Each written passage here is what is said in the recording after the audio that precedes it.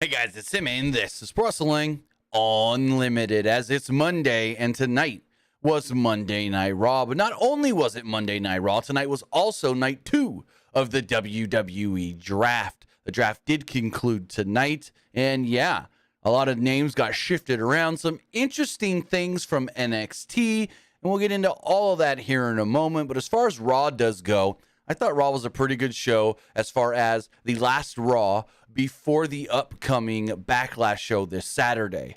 Also, guys, don't forget, let me double check on the time, but on Friday, before SmackDown, there's actually going to be a Backlash press conference. Press conference will be at noon. I assume that's noon Eastern.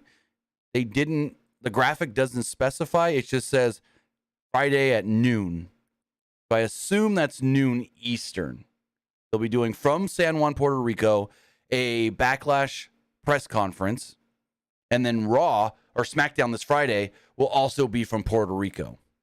So a lot of interesting things coming up this week. But Luke, what did you think overall of tonight's Monday Night Raw? I thought Raw was good. Not gonna say it was great. A lot of interesting spots where a lot of these wrestlers are landing at. Like a lot of them, like I didn't really expect them to go, especially with a lot of the guys from NXT. Like who? Like the Grayson Waller one. Like that's a name you want to announce on TV, not like on Raw Talk. Exactly.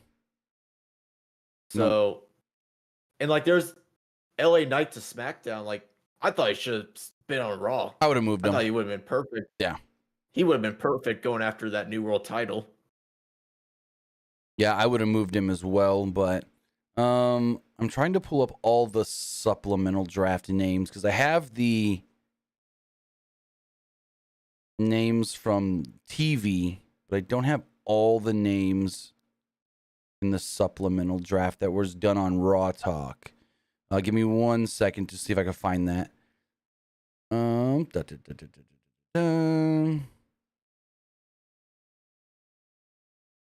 Not there. Let's try here.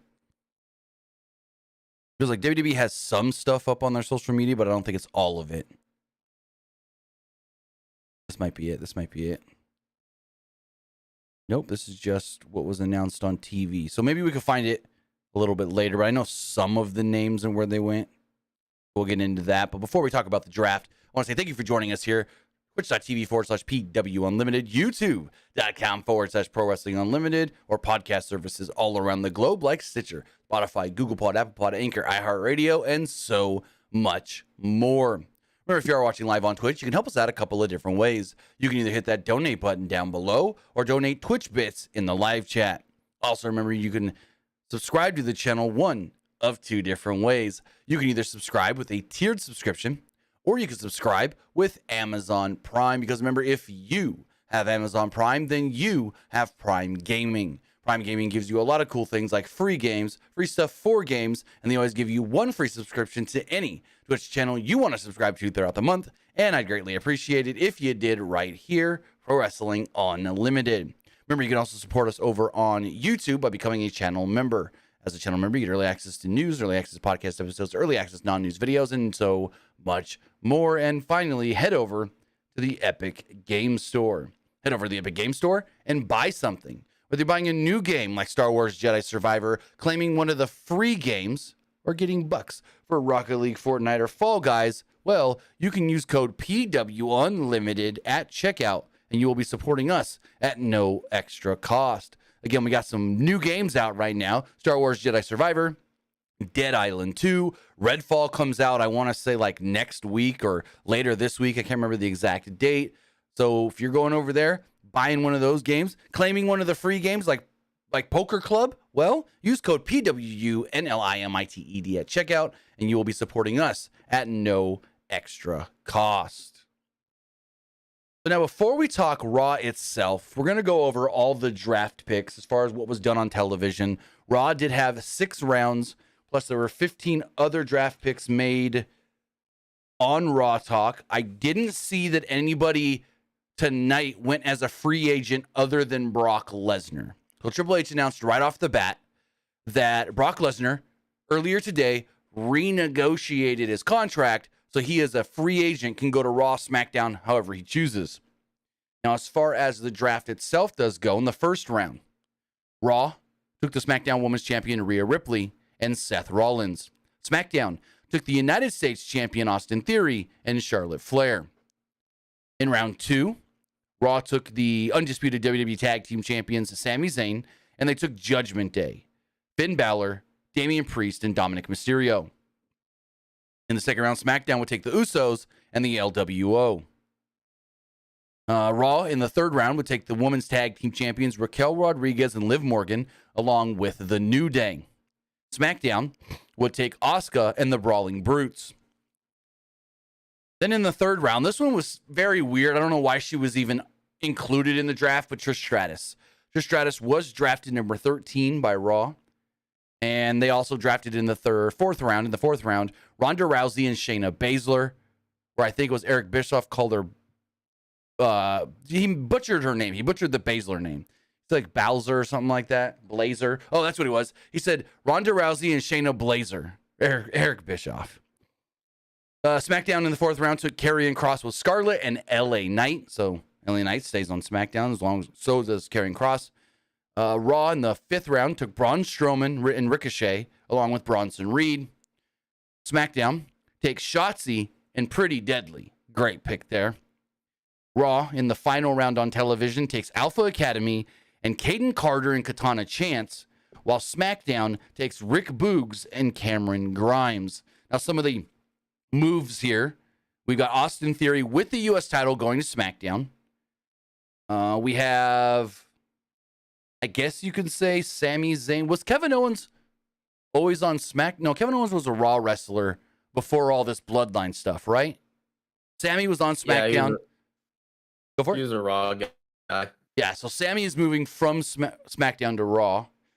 Asuka is moving from Raw to SmackDown. New Day, who seems like they move every single year, is going from SmackDown to Raw.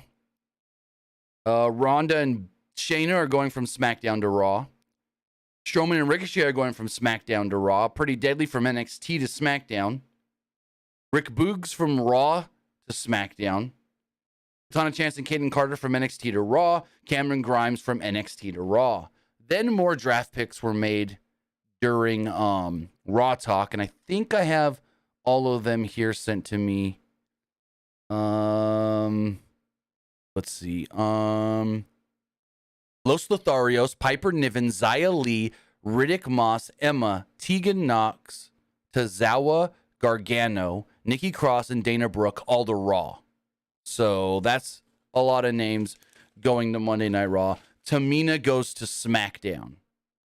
I did not see anything for Akira Tozawa, Elias. Yeah, I didn't see Akira Tozawa or Elias. But then from NXT, Grayson Waller goes to SmackDown, and Indus Sher and Odyssey Jones moved to Monday Night Raw. So let's see if we can find anything for Elias and Tozawa. They were listed on the deal, but I did not see or get any messages on where they went. Announced on Raw Talk. Elias. Oh, okay, here we go. There were some free agents. Baron Corbin, Shelton Benjamin, Cedric Alexander, Elias, and Zion Quinn will be free agents after the draft. That's interesting. Raw took Akira Tozawa. Zion Quinn of all people. Hey, he's been in NXT for how long now? You know, Zion Quinn was signed to the same NXT PC class as Mia Yim, Chelsea Green, and Matt Riddle. I'm pretty sure, yeah. Yeah, a picture from that class was floating around Twitter over the last day or so. And I'm like, oh, he's been around that long? Holy crap. Because I know during COVID, they used him as an enhancement guy on Raw and SmackDown. I remember Sheamus whooped his ass one time. I know they had Von Wagner as one of those guys as well. Well, no, I think Von Wagner works security. I'm talking about doing matches as like a squash guy. I know He Sheamus. wrestled Sheamus. Von Wagner? Yeah, I'm pretty sure. I don't remember that. Hold on. You're probably right, and I just don't remember. When he was Cal Bloom. Yeah, you're right. April 10th, 2020. Cal Bloom versus Sheamus. Huh. I don't remember that at all. You got a better brain than I do.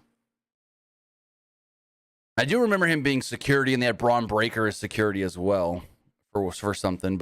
And then some interesting names that didn't get called up, like Braun Breaker, Cora Jade, Joe Gacy, Tyler Bate. Some interesting NXT, some notable names that didn't get called from NXT. But as far as the draft overall does go, what are some of the takeaways you have from who got drafted where and whatnot? Carrying Cross to SmackDown, Shinsuke to Raw. I mean, that already kind of tells you that whole like build up was kind of for nothing since they're both gonna be on separate brands. Yeah, the blow off match is Friday on SmackDown. And as far as like Bronson Reed and now on Raw with Bobby Lashley there as well, that basically already tells you that Austin Theory is retaining. No, Lashley to SmackDown. Lashley got drafted Friday to SmackDown. But yeah, it says Bronson Reed will not win on Saturday because he's staying on Raw. But they could have Austin Theory lose to Bobby Lashley because Lashley's going to SmackDown as well. I don't think Lashley really needs the belt again. He's already held it before multiple times. True. I'd keep it on. Well, it depends on what your plans are for Austin Theory. If Austin Theory was staying on Raw, I would say take the belt off of him so he can be in the tournament for the world title. Because you don't want to put a champion in that tournament, which is kind of why I wish Gunther didn't have the IC title right now. He'd be perfect to win that belt, but that's a whole other story. Excuse me. Nah, they want Gunther to break records with that belt. Well, that's what I'm saying, yeah. But if he didn't already have the IC title, I feel like Gunther would actually be perfect as the first world heavyweight champion. Have him win it. Have him win it and have babyface Seth Rollins chase him and then eventually beat Gunther for the title and make a big deal. Like have Gunther beat like Finn Balor, have Gunther beat Bronson Reed, have Gunther like defend the title against 2 or 3 people after winning it, and then Seth be that guy to beat him, chasing him as that big baby face. But they're going a different route. I think Seth wins the belt first. Who do you think wins the world title first? That's kind of a tough one because, it really could be anybody, but I feel like Seth would be like the too obvious one. Yeah. Do you think you think they would go Cody? I mean, I think it would really kill his momentum. Like, yeah, it would feel like a consolation prize. But he could always lose the belt before that, and like go into the Rumble, be like, now I want to beat Roman. Yeah, because like I think they're pushing Seth since they introduced the belt. They've been pushing the whole Seth never technically fully actually lost to Roman thing very big. Like, yeah. He's the one guy Roman never pinned or submitted. So he's the guy that deserves this belt. So I think they're really pushing hard Seth. So I'm almost, in my opinion, as hard as they're pushing it as Seth, it might be a letdown if it's not Seth, to be completely honest. But I mean, it could be Seth. It could be Drew. I'm looking at all the guys on Raw. It could be Nakamura. I wouldn't hate that. Bronson Reed. I could see him being a challenger, but I don't think he would win it.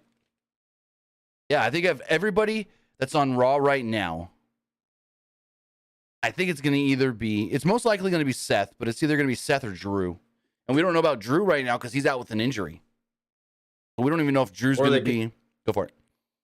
They can go Finn Balor. Oh, yeah, that's right. Finn, Judgment Day. Duh.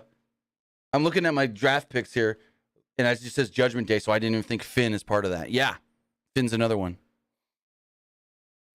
I think it would be really cool if they went Finn and Seth in that championship match. Oh no, that would be actually the perfect way to go. Yet on SmackDown, here's the weird thing.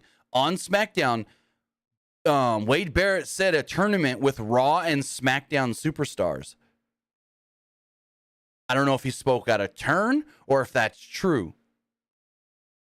We'll have to wait till next Monday to find out, because draft goes into effect next Monday. So really they have 1, 2, 3 Mondays before Night of Champions. So they only have 3 Mondays before Night of Champions on the 27th. So yeah, like they really need to like build up this like match like right after if they do it right after Backlash. Right, and if they do a tournament, I can see it being a 3-round tournament, maybe 1, 2, maybe 4-round tournament at the most. You do like quarterfinals, semifinals, and then finals or whatever. I don't know. Just depends on Like how they want to. Huh? It's like a full round for each Monday. Well, yeah, like I can see them doing. Let me see. 2, 4. Actually, yeah, 4 rounds. So it would be a 1, 2. I can see them doing an 8-man tournament. That would get them from next Monday being the opening round and the finals being at the Night of Champions pay-per-view. If they do an 8-man tournament. But even at 8, I don't know who all the 8 would be. Seth. I can't even say Drew because we don't know when Drew's going to be back. Bronson Reed. Huh? Seth, Bronson Reed, Cody, Miz, Shinsuke. That's 5. I mean, you can put Gargano in there just to get beat in the first round. Oh, we don't even know when Gargano's gonna be back because he re-aggravated. That's right. I forgot about that. Yeah, you're right. And like right now, they're trying to think of like alternative ways besides surgery. Yeah. So yeah, it's gonna be interesting to see if they do a 4 or an 8-man tournament here, and they can even. I don't know if they would go this route, but do just like in 2016 where Seth Rollins or somebody like Seth gets a bye straight to the finals, and it's basically to figure out his challenger. Because again, like we looked up and figured out and remembered from last week, that's what they did with Seth. They did 2 fatal 4-ways, and then the winners of those 2 fatal 4-ways fought to go face Seth at SummerSlam for the Universal title. Seth just got the automatic pass to the finals. So I don't think they do that again, but I wouldn't put it out of the realm of possibilities. I mean, at least it can be like, I already beat Omos at Backlash, so that already gives me a bye straight to the finals. Right. I thought it was funny, and we'll talk about it when we get to the Miz TV segment, when Miz goes, oh yeah, Triple H talked about he wants somebody to hold this title that's a workhorse. No one works harder than me. And I'm like, well, yeah, Miz is always down to do all the appearances and stuff, but how often does Miz work the weekends? That ain't a workhorse. He meant like could be defended anywhere, anytime, any day. Miz barely works the weekends anymore. At least he's on every Raw, though. And you know, Miz had to stay on Raw because Miz and Mrs. How are you going to promote Miz and Mrs. on Fox on SmackDown? Right. And like, I'm sure he's also there to do like stuff like outside WWE, like as far as like their like events and stuff, like besides like Raw. Oh yeah, no. Whenever they need someone doing some sort of media stuff, Miz is always like, "Yep, I'll do it." But with that, as far as Raw does go, I guess we should talk about the actual show. We showed a video recap of the draft picks from SmackDown, and then Triple H would enter, kicking off night 2 of the WWE draft. He got a huge reaction from the crowd in the sold-out Dickies Arena in Fort Worth, Texas. Great building. I've been there once. He explained the rules as the fans patiently listened. He mentioned that Roman Reigns got drafted to SmackDown. Fans booed loudly when he said Roman Reigns' name. And then he said that the new World Heavyweight Championship will be exclusive right here on Monday Night Raw. Triple H then also announced that Brock Lesnar was not eligible to be drafted tonight because earlier in the day, he renegotiated his contract to stay and be a free agent, which means he could be on either show. Then we had round 1 of the draft. Of course, we already talked about that. Rhea Ripley and Austin Theory to Raw. Rhea Ripley and Seth Rollins to Raw. Austin Theory and Charlotte Flair to SmackDown. Also, Fox is going to have to change their SmackDown commercial because it prominently features Drew McIntyre. I saw it air twice during the NASCAR race this morning. I mean, they could probably replace him with Edge or something. Yeah, and there's a good shot of Kofi because there's like a literally like cuts away from like showing footage and just throws up a render of Drew McIntyre, and this is McIntyre behind him and everything. So they'll retool that commercial for sure because there's a good shot of Kofi Kingston in that commercial and stuff. So, but all of a sudden Triple H then goes, "Now I want to introduce you to somebody. Let me bring out Paul Heyman." And then he goes, "Paul, I want to show you something. Come here real fast." And he's like, "Look at this." And he shows him the new world title. And I'm like, "Oh, don't be teasing this now." And Heyman goes, "Oh, and they call me the wise man. Good job." And I'm like, oh no. And then Heyman scared me again during his promo. So Heyman goes down to the ring and he spoke about Reigns and Solo getting drafted to SmackDown before making it very clear that the Usos did not win back the tag titles on SmackDown. Heyman said that he would speak to them privately, but they could take care of their problems at Backlash in the six-man tag team match against Owens, Zayn, and Riddle.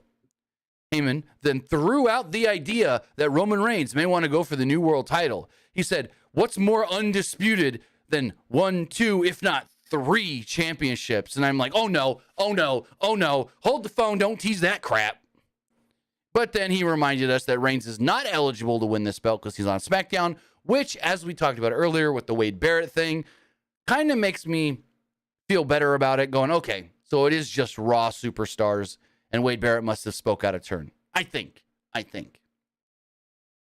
Heyman said that people in the back who consider themselves men who were flapping their gums about the tribal chief, men who were freaking jokers, men who were freaking jokes, men who were freaking clowns, don't match up. And we know exactly who he's talking about because then we hear Seth Rollins' music hit. Seth's music hits and he comes down and speaks to Heyman. Rollins said that Reigns was on SmackDown and Heyman no longer had to waste energy pulling strings to ensure that he didn't get another title shot. Now, Heyman can concentrate on making sure that the bloodline didn't go poof. Rollins said that he would win the new world title, but as he spoke, Heyman was suddenly on the phone. Got a phone call from the tribal chief. Rollins encouraged the fans to sing loudly so Heyman could not hear the phone call. Heyman then warned Rollins that he was pissing off Roman, and Rollins just laughed at it. Rollins asked the crowd how long they thought it would take him to drop Heyman on the mat and stomp him. Rollins began counting down when out would come Solo Sikoa. You think Roman was actually on the other end of that phone call, or was it a fake phone call? I mean, it could have been Roman. I think it was a fake phone call. I mean, maybe, but I think it was a fake call. It could have been a fake. It could have been a fake when like Paul was just trying to like mess with the fans.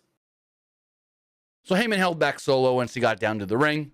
Heyman then said, "You know what? The Bloodline will be pulling some strings because after the break, a match is going to be made official. My tribal chief told me it's going to be Solo Sikoa against Seth Rollins." And also, I've noticed recently, and I hope this ain't the case, they've been calling Solo Sikoa just Solo for a couple of weeks now. So I hope he didn't lose his last name, but that's something I noticed. I don't know if it's anything to look into. Rollins then said that they didn't have to wait. He accepts the challenge. What do you think of this segment? I mean, at first, like when I heard like Paul talking about the new world title, I was like, Paul, the Bloodline's on SmackDown. Stay away from the title. Right? Stay away. And as far as like the Solo thing, I mean, I feel like have they been announcing Solo Sikoa when he's like going into the ring though, like during matches? I know I heard Samantha Irvin say Solo Sikoa when he had the street fight with Riddle, and his graphic on the screen, like his Titantron graphic, still says Solo Sikoa. But when like Roman or the Usos or Heyman mention him, they only ever say Solo. So maybe that's just because they don't need to say Solo Sikoa. We know who. So maybe I'm just looking too much into it because it's really only them saying just Solo. Because it's not like you're walking around backstage and, you know, they walk up to Sami Zayn and they go, hey, Sami Zayn. No, it's hey, Sami. So maybe I'm looking too much into it. I mean, yeah, like for like Jimmy and Jay, they just call them like Jimmy and Jay. They don't need to call them like Jimmy and Jay Uso. Now that I'm saying it out loud, I'm just being a dum-dum, thinking too much into it. So, solid segment. Again, really, really pushing Seth as the top male performer on Raw. Almost more than Cody, to be completely honest. Ooh. First round match. Seth Cody. Seth beats Cody in this tournament. Somebody would have to screw over Cody, though. I don't know. Maybe Seth finally gets the better of him because Seth's like, you beat me 3 times. 4th time ain't going to happen. Or maybe Brock screws him. I don't know. But him and Brock's thing's probably going to be done after Saturday. I'm really... Brock or maybe somebody new. Right. Because you got to think. You got to give something for Cody to do on Raw since they're probably going to hold out him going back to Roman till like next year, which is probably the plan. Maybe Summers. I think Cody should win Money in the Bank, and that's and in turn win Money in the Bank, but pull the RVD of, or John Cena did this too. Say when you're cashing in, just be like, I won Money in the Bank, Roman. I want you at SummerSlam. I don't think a babyface should be doing the surprise cash-in thing, especially Cody. What's it called? Especially Cody trying to complete the story. That would kind of defeat the purpose. Right. What is this?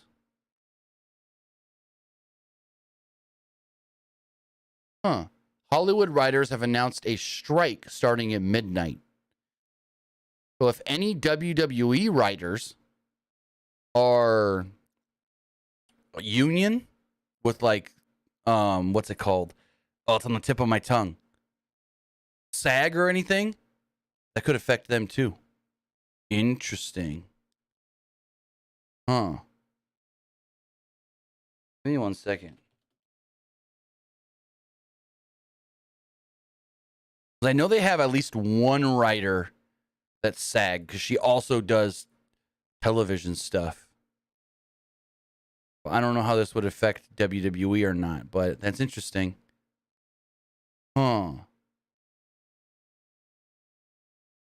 kind of know somebody that's a Hollywood writer, but not like really well. I met him a couple times, or I would message him and ask about it, but I don't know. That's interesting though. So, as they move... Would it affect AEW at all? Because, they're partnered with, like, Warner Brothers? No, AEW doesn't have a writing staff. It's all Tony Khan and, like, other guys that give him and pitch him ideas and stuff. But WWE has legit, like, writers that come from working on television shows and movies and stuff. So if any of them are SAG, I don't know if they would have to be part of the strike or not. Because they work for WWE, not in actual Hollywood right now. So... I don't know, but so this could affect WWE. This could not. I'm not sure. I don't think it, even if it does affect WWE to the point where some of their writers have to go on strike because of this, I think they'll still be fine because, like Triple H booking the shows, and I think they'll be okay. I don't think it will affect them that much, if at all. But it is something to keep an eye on. All right. We have a $5 super chat from Mr. Durbin. I think I butchered that name, but said, hey, love the draft choices, but confused on one thing. What is to come of the SmackDown tag titles with Owen and Sammy staying on Raw exclusively? So I was going to get to that once we got to that round in the draft, but we can talk about that right now. We can just jump right forward to that. So Sammy and Kevin are exclusive to Raw per se. Now, they did not say if they can go back and forth as the tag team champions. But one interesting thing to note, and I think they said this about Kevin and Sammy, but I'm not sure. I know Kevin Patrick said this about Raquel and Liv. When they got drafted to Raw, he goes, oh, now the women's tag team champions will be defending their titles on Raw. Making it sound like only on Raw. So that's a question that needs to get answered and hopefully answered soon. But then even speaking on that line, the women's tag team champions after tomorrow's women's tag team title match on NXT are going to be main roster because the current NXT women's tag team champions are going to SmackDown. The challengers who are challenging tomorrow, Kaden Carter and Katana Chance, going to Raw. So NXT might be screwed as well, losing their tag team titles. I don't know what's going on with any of the tag belts as far as the NXT, the NXT women's, the main roster women's, and the undisputed WWE tag titles. That's a interesting thing. Fonzie corrects me and says, Writers is Guild. Okay, Writers Guild. Gotcha. Thank you, Fonzie. I wasn't 100% sure on that.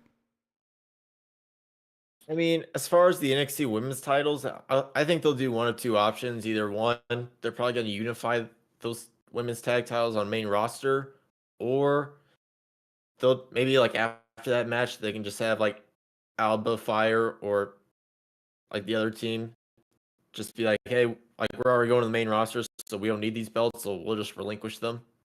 Right. Kind of like what they did with the Viking Raiders back in the day. They were still the NXT tag champs, and they went on to the main roster. And on NXT taping, they were like we're already going to the main roster, so we don't need these tag titles anymore. Yeah, they vacated them. And then you got to do the same thing with Indy Hartwell. She's still got the NXT Women's Championship, and she's going to Raw. So it'll be very interesting to see. Getting back to the show here, Adam Pearce greeted Cody Rhodes as he arrived at the arena earlier tonight. Pearce said that Brock was there, but it was a big night and he didn't want it to spiral into chaos. Rhodes smiled and kept walking. I think they showed him, was it earlier? No, it was after this. They showed him with Brock, right? When they were in the back and he was like, Brock, I know you know Cody's here, but please don't let anything happen. I can't remember if that was before the Cody spot or after the Cody spot. But regardless, he said basically the same thing to Brock Lesnar. It might have been before, honestly. Yeah, I didn't write it down in my notes, but he said basically the same thing to Brock. Hey, I know you know that Cody's here. I know you guys have your match on Saturday. Please don't let anything happen tonight. And Brock's like, oh, you're okay. And Cody basically did the same thing. So then we had a non-title match. This one's very interesting. It's Bayley and Dakota Kai who are going to SmackDown against the women's tag team champions, Raquel Rodriguez and Liv Morgan, who will be on Raw. Match itself went 8 minutes. Kai gave Morgan a flipping backbreaker, but Rodriguez broke up a cover. Bayley held back Rodriguez as Kai booted her from the ring. Morgan gave Kai a code breaker, but Bayley made a blind tag, and she rolled up Morgan for the pinfall victory. Also, interestingly thing to note, no EO. 6 days, 5 days, Tuesday, Wednesday, Thursday, Friday, Saturday, 5 days before her title match against Bianca, not on the show. Where was she? We had other members of Damage Control, but no EO. I don't know what the hell's going on with that. I don't want to say alarming or concerning because they heavily promoted the Raw Women's title match tonight for Backlash, but why wouldn't you put her on the show? I could see maybe do the thing, like remember a couple weeks ago when Bayley wasn't there with Dakota and Io, and they were like, oh, they didn't want Bayley to look bad while Dakota and Io lost. Well, they can't say the same thing here because Bayley and Dakota actually beat the women's tag team champions. Well, Io was in that backstage segment. True, with but it's like, why? Bianca, but You're right. I forgot about that. But why wasn't she out there with Bayley and Dakota is the big question. Yeah, I don't know. Maybe they're going a route that she might be secretly upset with like Bayley, because Bayley is kind of the one like speaking for Io right in this one. Maybe Io's kind of upset with this, like, hey Bayley, I'm the one getting the title match, so back off. Mm-hmm. Because I mean, this is similar, but not to Solo not going out there with Jimmy. At least Solo's excuse was, to get ready for my match. So, I don't know. We'll see. I don't think Io wins. Also, have you seen the betting odds for Rhea Ripley versus Zelina Vega at Backlash? Oh, like Rhea Ripley's like heavily favored. Oh, I've never seen someone this heavily favored. Rhea Ripley is a minus 10,000. I've seen like 1,000, 1,200. I've seen like 2,500. No, Bet Online has Rhea Ripley favored at a minus 10,000. I've never seen. That means if you want to make $100 on Rhea Ripley, you have to bet 10,000 and then you make 100. That's how confident they are that Rhea's retaining the title. Like, what the fuck? Hey, maybe I should put like $10 on Zelina if she wins. I would make a whole lot of money. Let me see. Zelina is a minus. Give me 2 seconds. I'll tell you exactly how much you can make. Where is Bet Online? I have the link somewhere. Here we go. So Zelina is right now listed as a, hold on, plus 1,100. So if you bet $10 on a plus 1,100, if you bet $10 on a plus 1,100, you would get paid out 120, so you'd make $110 on your $10 bet if Zelina wins. I'll take it. I mean, it's not a bad thing to risk. I don't think Zelina wins, but hey, it's $10. What's the harm in $10? Right. So as we move on forward, But yeah. go for it. But yeah, like Zelina, she ain't winning. They're not Right. gonna have Rhea Ripley lose to Zelina. I mean, no disrespect to Zelina whatsoever, but like they were heavily like pushing her to like beat Charlotte at Mania. They're not gonna have her like just quickly just drop the belt. Like just like that. Yeah. If you put $10 down on Rhea, you'll literally make a dime. You'll literally make 10 cents if you put $10 on Rhea at minus 10,000.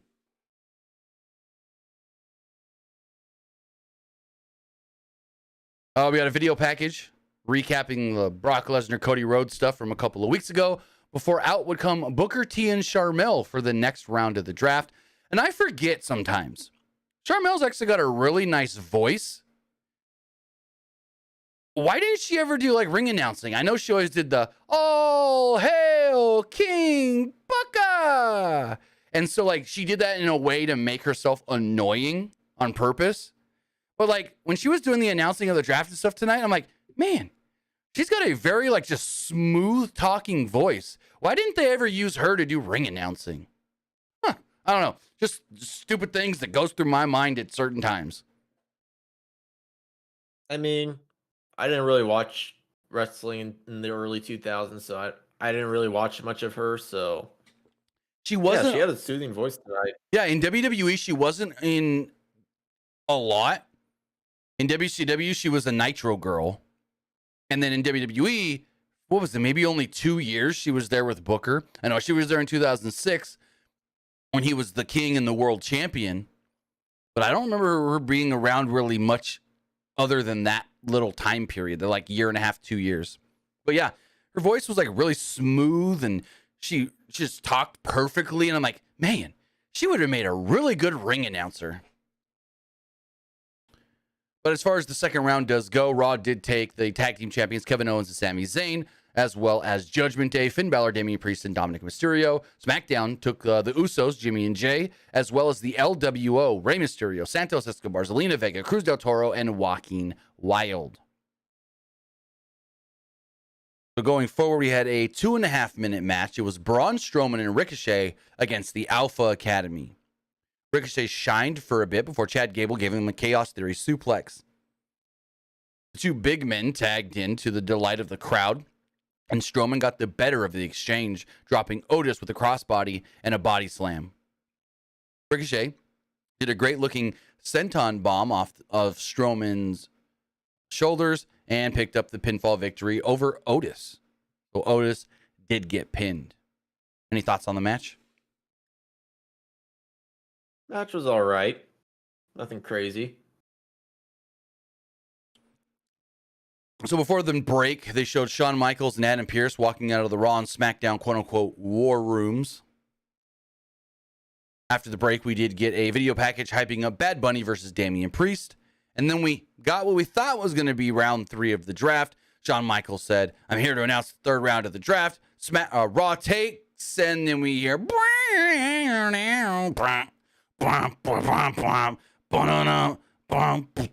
Out comes Brock Lesnar.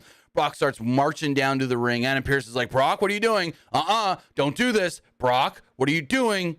No, we're not doing this right now." And Brock gets in the ring. Adam Pearce is panicking. Pearce tried to reason with Brock, and Brock wouldn't listen. So he's like, "All right, Brock." Well, first, Brock asked Fort Worth what it felt like to look at the only really real cowboy in the state. Pearce was then like, "You know what, Brock? If you're not going to leave, my guys are going to make you leave." And a group of security come out. And I'm like, oh my God, have we never learned?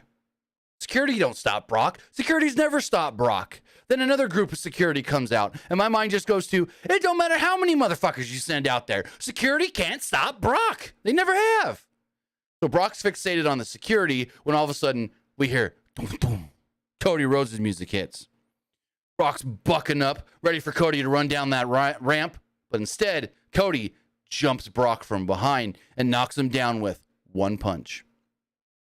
Lesnar then jumps out of the ring and watches from the ramp as security swarms Cody, holding him back from doing any more damage to Brock.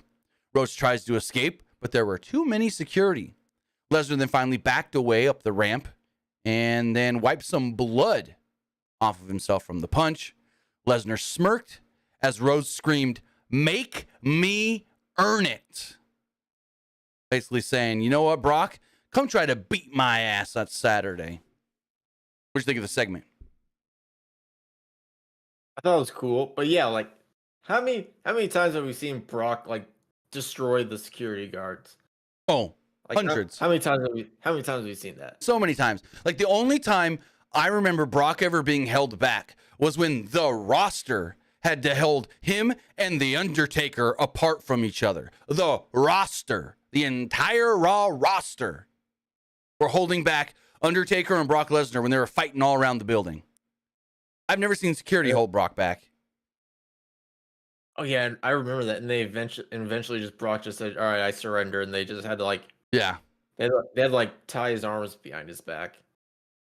That was a great little like deal that him and Undertaker. That whole period of him and Undertaker were feuding, like, was it 2016 or 20? I think it was 2016. 2015. Actually. It was like 2015, 20. Yeah, you might be right.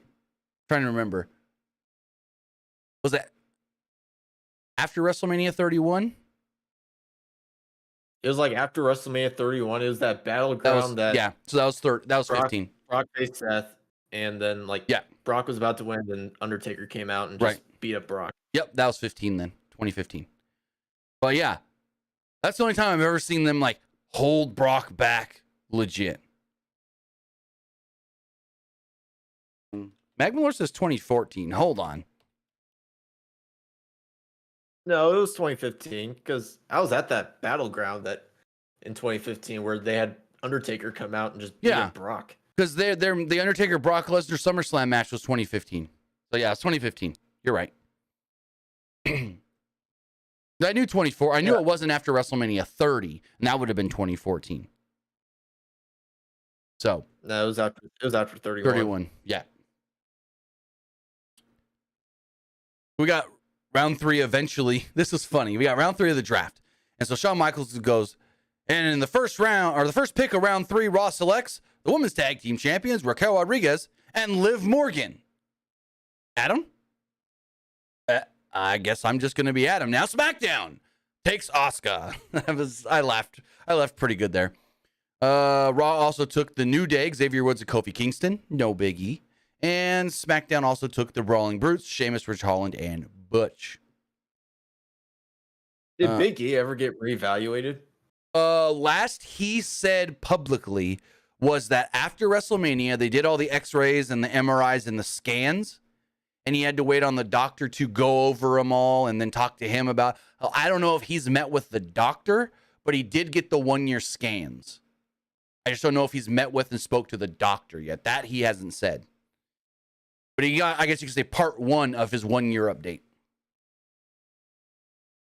Again, this is when I think it was either Kevin Patrick or Corey Graves had the interesting line when they said Raquel Rodriguez and Liv Morgan. The line was stated, quote, "The women's tag team champions will be able to defend their titles on Monday nights." So again, take that however you want. In the back, Riddle told Owens and Zayn that it's cool that they all got drafted to Raw, which means they can all hang out together all the time. And Owens was like, "Oh, crap. And then Riddle's music hits and they all go to the ring together." So I'm like, oh, so we're going to just keep playing this up. So when's Kevin eventually going to stun Riddle? Hit him with the stunner. I mean, it would be funny. I mean, it doesn't have to be like him turning heel. It could just be like out of frustration. Mm-hmm. Because didn't Randy like RKO Matt Riddle like out of frustration? They were still friends. Yes, once. So we had a 7-minute, 45-second match. It was Matt Riddle versus Jimmy Uso. I didn't like what they did with Jay here. I thought this was kind of stupid. So Matt and Jimmy are facing off in the ring, and then all of a sudden, Kevin Owens just falls down at ringside as he's staring at Jay. Jay's like, "What are you doing, KO?" And commentary's kind of confused. Sammy then throws a chair at Jay and yells at the ref, "Ref, look what he did. Look. And so the ref just goes, "Oh, you hit him? Okay, you're out of here." And he kicks out Jay. And I go, how does this make any sense? He didn't attack anybody in the match. He didn't attack anybody at all. This made no sense to me. They tried to do like a variation of the Eddie Guerrero spot. But yeah, I didn't like this at all. I thought it was kind of dumb and cheesy the way they did it to get Jay out of there. But yeah, Jay got booted from ringside. Then we go to break. Would you compare it to like an AEW ref moment? I mean, we just saw this in AEW like a week or two ago, right? I literally think there was an AEW spot where this basically, I think it was AEW. There was a spot on a show recently that did the same thing. I think it was AEW. Someone pretended like they got hit. And the referee just calls off the match. It's like, "You lost." No, it might have been WWE. I can't remember now. Fuck. What match was that? There was a match recently where someone pretended like they got hit with a chair and the ref just called for the DQ. And I thought it was the dumbest. They might have been in AEW. And I thought it was just the dumbest fucking finish they could have done. I'm pretty sure it was AEW. Now it's going to bug me till I figure that out. What match was that? Yeah. Justin says last Wednesday, but what match was it, Justin? I remember it being from last Wednesday, but what? Now I'm going to go back to my AEW notes real fast. Hold on. This is going to bug me till I figure it out. Let me go back to my AEW notes.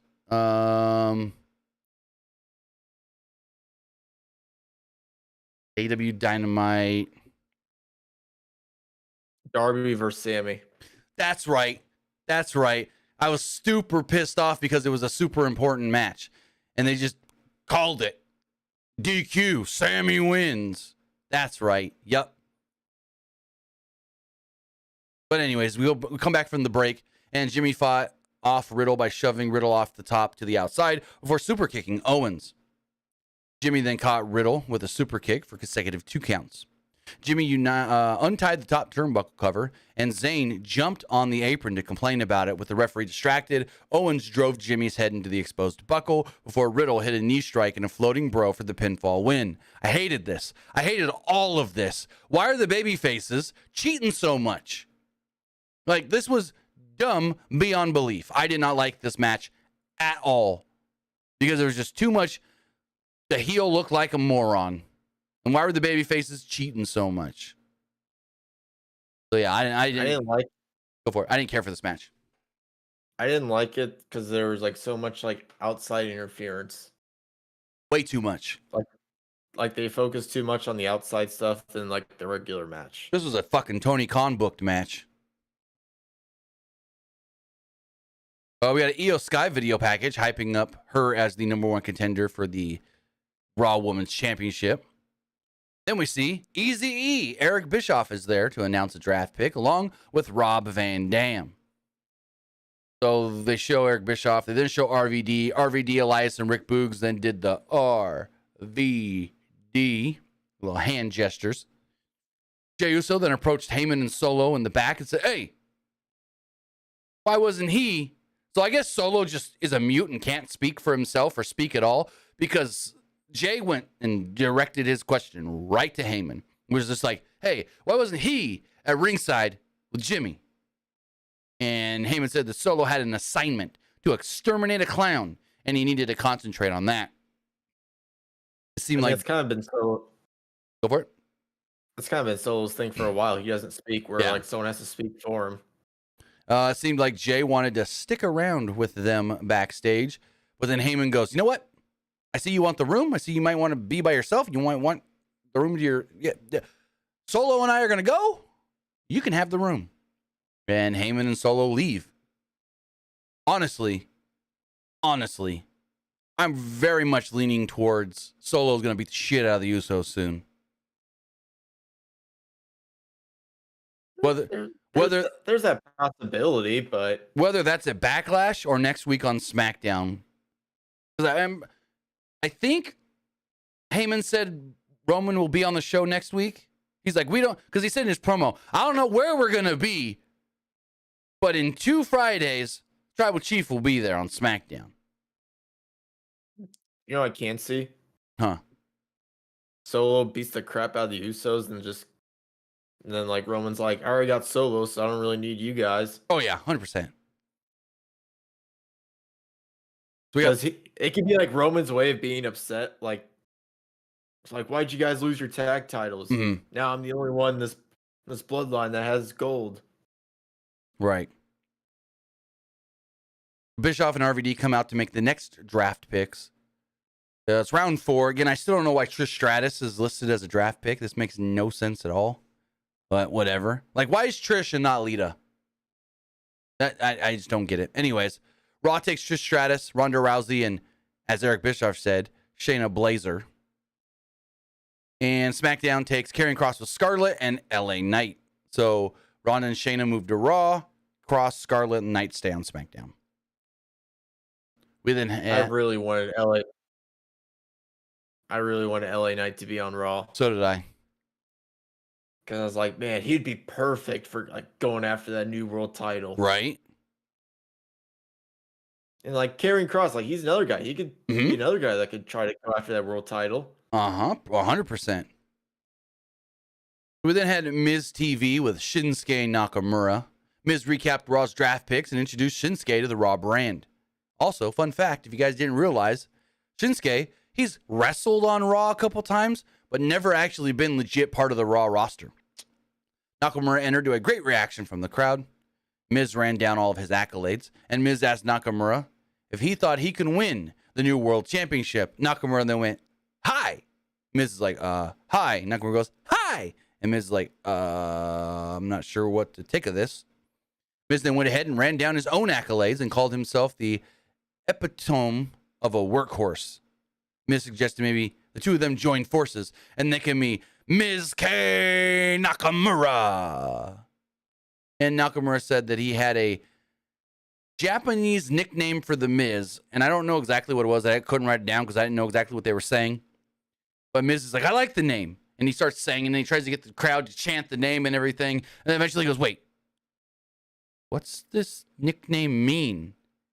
And Nakamura kind of bends down a little bit, looks, and goes, it means guy with tiny balls.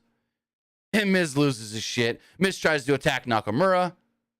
Nakamura ducks and hits a Kinshasa. So, hey, maybe next Monday on Raw we get Miz versus Nakamura. I wouldn't hate it. Hey, make that a first round match in the tournament. Miz versus Nakamura. But yeah, no. I think Miz is great. Nakamura, amazing as well. I'm honestly kind of shocked Nakamura hasn't never won a world title on the main roster ever since he joined. Yeah. I mean, he definitely deserves it, but I feel like at this point, it'd be like really hard to like put a title on him. I wouldn't say that. I don't know. I mean, I think Shinsuke should have won at WrestleMania 34 against AJ, but that's just me. I mean, it was definitely like a missed opportunity, right? Oh, yeah. There. Yeah. So we then have Omos defeating Anthony Alanis. The only reason I know the guy's name is because it was on his butt. It was a 48-minute match, and they're like, Alanis is no small guy either. He's 6'4" himself, but he got nothing. And Omos beat him with a tree slam. I'm also kind of shocked Omos never got drafted anywhere, especially since he's supposed to face Seth at Backlash. So remember, MVP said that he negotiated Omos be a free agent because of his size. He should not be restricted to just one brand. He is a special athlete and a special superstar that should be able to go wherever he wants, according to MVP. That's how MVP phrased it. So, Kevin Patrick, they spoke about the upcoming tournament to crown the new world champion. They continue to be, kind of weary of all of this, not giving too many details, including the date of the actual pay-per-view. For some reason, all they said was, the tournament will conclude at Night of Champions on the last Saturday of the month. For some reason, they won't say the 27th, which is kind of weird.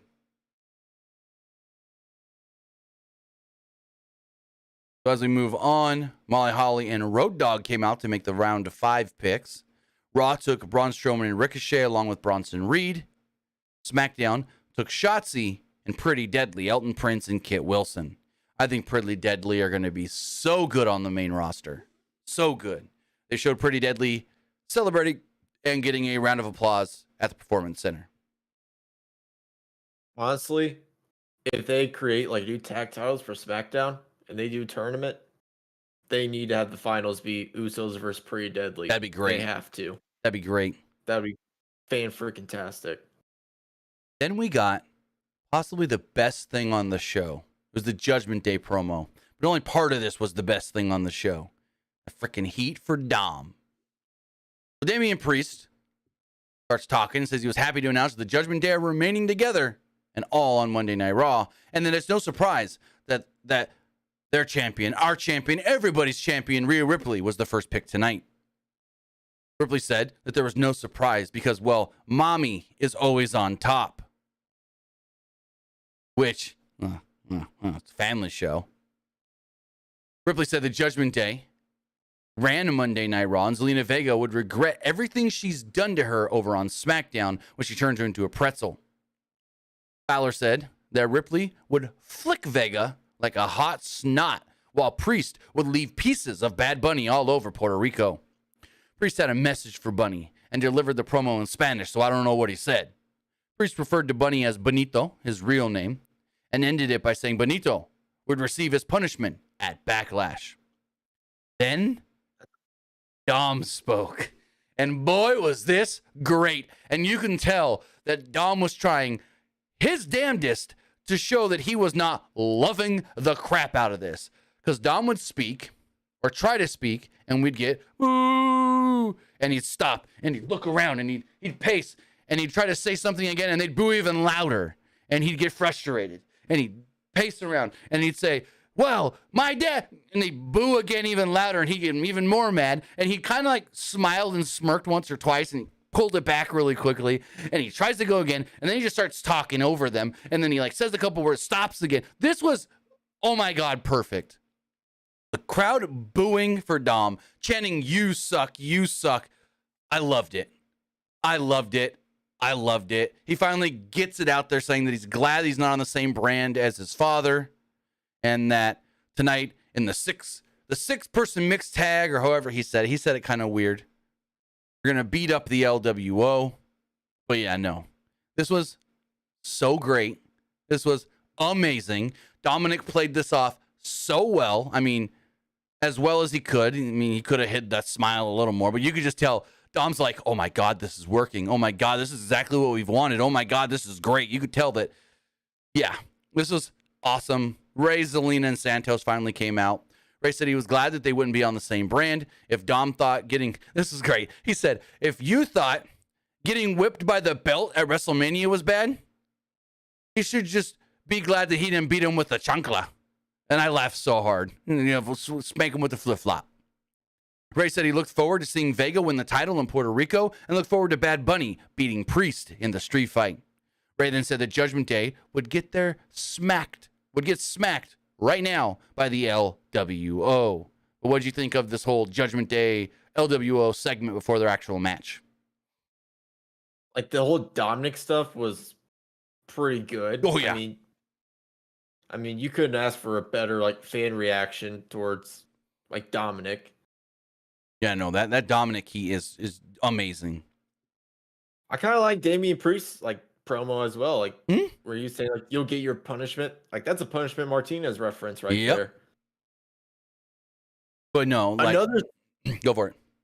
Another thing is, like that LWO go to SmackDown. Another, like, missed opportunity they could have done. They could have had LWO just turn on Ray, and they could have made Dominic the new leader. That would be interesting. I never thought of that one. Because I'm pretty sure Zelina Vega talked about, like, in the past that, like, she didn't like being a babyface because, like, she didn't really know how to do it well. Mm-hmm. So maybe that could have been a way of, like, having them turn heel. But then where does that leave Judgment Day? Just Judgment Day with no Dom? What about Mommy? I mean, maybe they could just be like, Dominic was right and stuff, and then they could just have Santos feud with Ray. Maybe. I mean, Santos and Ray feud would be amazing. But I think they want to go hard on this LWO babyface thing because it's selling really well for T-shirts. Oh, yeah. Like, they probably want to keep it as much as possible. Yeah. We got a Gunther video package. Before we had a mixed 6-person tag.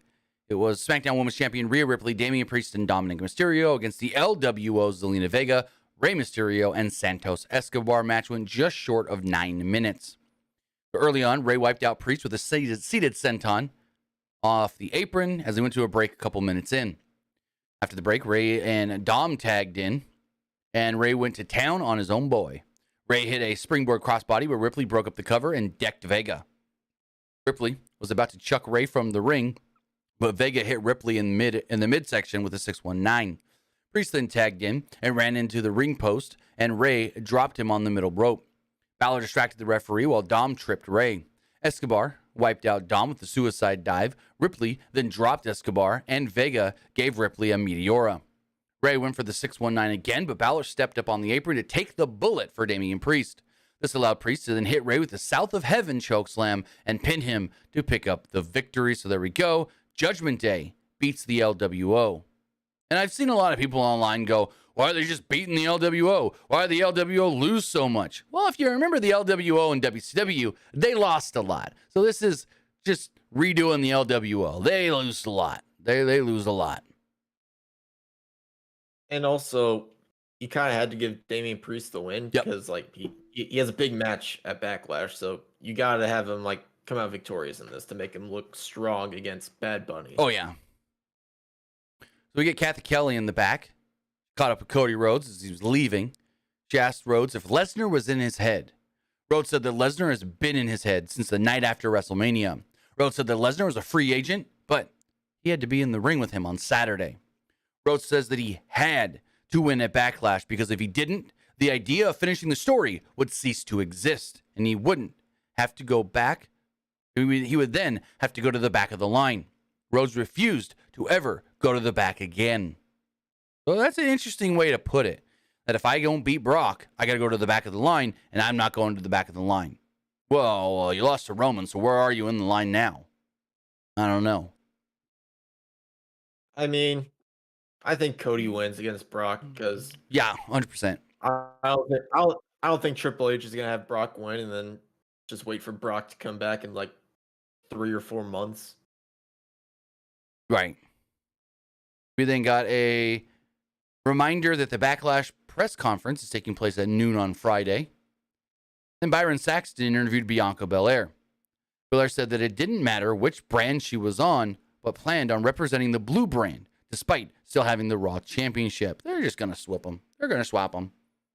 I think these two will get along better than Becky and Charlotte when they did their swap. Anyways, she said she was able to move. She was able to move on to Sky when she was interrupted by Damage Control. Bayley and Belair would feel blue after losing to Sky. Belair said she was excited when Sky debuted, but she's been held back by these two females who have done nothing themselves.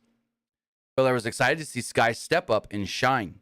After Belair beat her at Backlash, Sky cut a after Belair beats her at Backlash. Sky then cut a promo on her in Japanese. Kai was about to translate, but Belair cut her off and said, "Io and I, we understand each other." It wasn't the best of segments, but it was all right. Then we have the final round of go for it. I know I said this before, but still, I don't like how Bayley is the one always speaking for Io. Like, let Io do the talking. Why is Bayley still have to do it? I mean, I get it. She's like leader of Damage Control and all, but it's almost reminding me of like an AEW where they had Britt Baker always talking for Jamie Hayter. Exactly. Like when Jamie Hayter was the one challenging for the belt. We got the last televised round of the draft. Raw took Alpha Academy and NXT's Katana Chance and Caden Carter, where SmackDown took Rick Boogs and Cameron Grimes. Graves also noted that Maxine was drafted to Raw, so her and the Alpha Academy story can continue. They showed Katana Chance and Caden Carter at the PC, and they stood up and they cried. And then Alba Fire and Isla Dawn stood up and kind of bucked up to them because they got that tag title match tomorrow. Xavier Woods then cut a selfie promo saying that the New Day are going to bring new life to Monday Night Raw. We then move on to our main event. It was Seth Rollins against Solo Sikoa. Match went just shy of 11 minutes and ended in a DQ. Also, I didn't write down exactly what he said, but there was a line where Kevin Patrick said something about Seth Rollins eating out, and Graves goes, "Excuse me? Let me remind you, this is a family show, Patrick." I was like, oh, Lord. Corey, I don't think that's what he meant, but good little jab there. So, Sikoa took control ahead of a break with a spinning heel kick, but Rollins came back after the break with an enziguri, some chops, fists, a forearm, clothesline, thrust kick, and another clothesline, and 3 consecutive suicide dives. Solo ducked a springboard knee and hit a Samoan drop for a 2. Seth did all that, and then Solo hits him with one move and goes for the pin. Like, what the heck? Rollins then applied a schoolboy for a 2 and hit a super kick, but Sikoa countered a forearm into a spinning Solo for a 2. Rollins slapped Sikoa and laughed at him, so Sikoa gave him another spinning Solo. Sikoa hammered away at Rollins until the ref finally just said, "You know what? You're not going to stop. I'm going to DQ you. It's over. You lost. Boom." So no one gets pinned here. Basically, it's Seth wins because Solo beat his ass too much. Solo went after Rollins outside the ring, but Rollins posted him. Rollins then followed this up with strikes, but the Usos attacked. Well, no. So I'm wrong. The referee almost disqualified Solo, but the disqualification actually came when the Usos attacked. Then out comes Owens, Zayn, and Riddle. Corey Graves is like, "Here they come. Here comes the tag team champions and Matt Riddle." Show's over. Just cuts. Something went long, and I don't know what, but Corey Graves is in the middle of yelling, and all of a sudden, it's just over. And then we're in Alaska. I mean, obviously, they ran out of time here. Something ran long. I don't know what, whether it was the main event or something before the main event, but something ran long. It had to